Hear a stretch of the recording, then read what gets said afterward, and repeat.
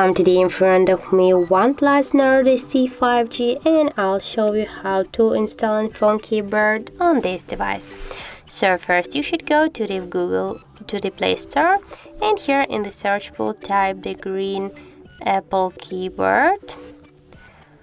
Now we have to get this application, so tap to install and wait a few seconds while application installing in your device. Now just open the app, here click enable in settings, and near the green Apple keyboard tap once on the switcher and confirm with OK, again OK.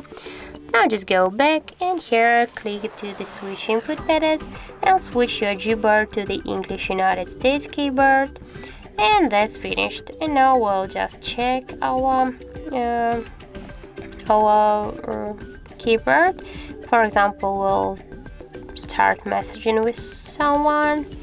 Okay, and now as can you see right there, we can see our keyboard, and that's so close to the iPhone keyboard as all the emojis. So that's how it looks. If you found this video helpful, remember to leave a like, comment and subscribe our channel.